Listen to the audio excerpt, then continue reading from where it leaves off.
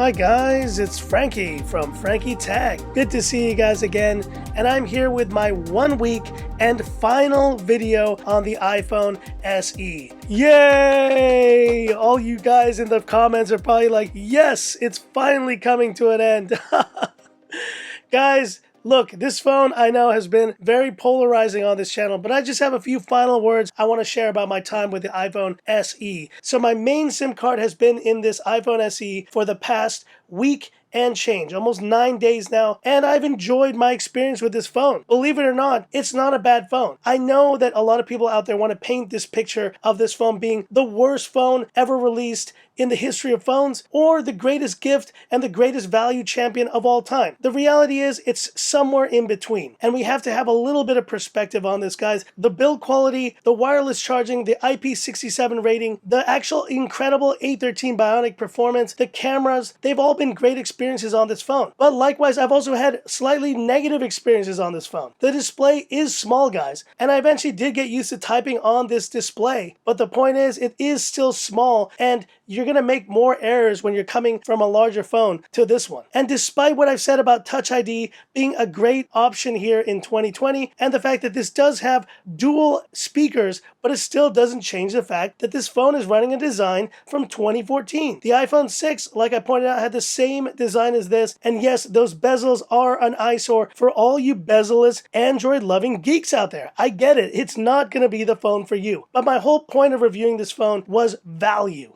And when it comes to value, you know how much I love a great price to performance ratio story. Now, it may not be the case in Android land that this seems like a good proposition, but for many iPhone users who have been waiting for years for a phone like this to have top-of-the-line specs and a new modern experience on an iPhone that is very familiar at $399 US starting price is enough to make this a great option. And I'm telling you guys right now, this will be the top-selling phone of 2020, and it may be the top-selling phone even of next year. That many people use iPhones, that many people want to use this phone. That's just a reality that you guys need to accept.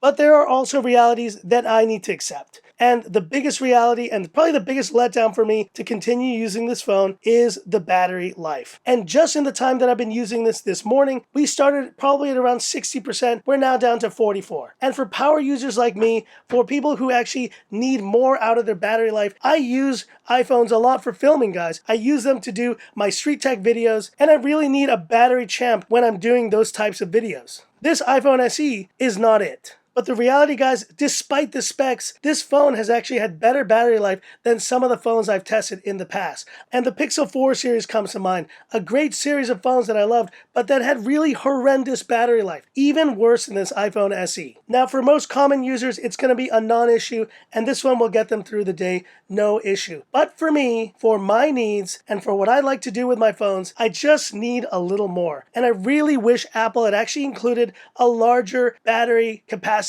on this iPhone SE. If this had even had a 2500 milliampere capacity, I would easily recommend this phone. If the battery life was incredible, I might even be able to use this phone as my daily phone without issue. But unfortunately, that is not the case. And so today, as a special goodbye here to the iPhone SE, I'm going to be switching my SIM card out on the channel. Now, you may be wondering which phone is my SIM card going to go in? And so I've decided I'm going to go from the smallest phone that I've used this year to one of the largest. And here is the OnePlus 8 Pro, and it's ready to accept my CSL SIM card from the iPhone SE. Let's do this. Here we go. No SIM card installed.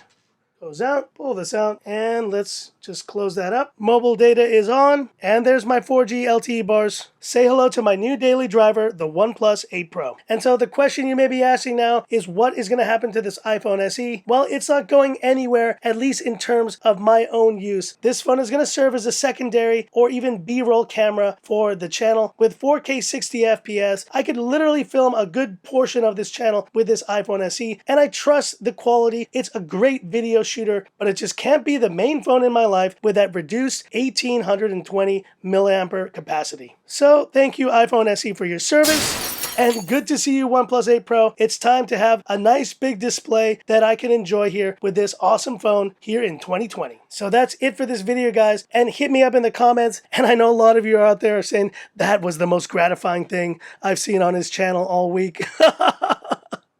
Throwing away that iPhone, that was amazing. Anyways, hit me up in the comments what questions, if any, left you have on the iPhone SE, or if you have any questions about this OnePlus 8 Pro, I'll be happy to answer them. And that's it for this one. If you liked it, give me that thumbs up. And if you love the content of Frankie Tech, subscribe to the channel, hit the bell icon for future updates. So here we go, back on Android.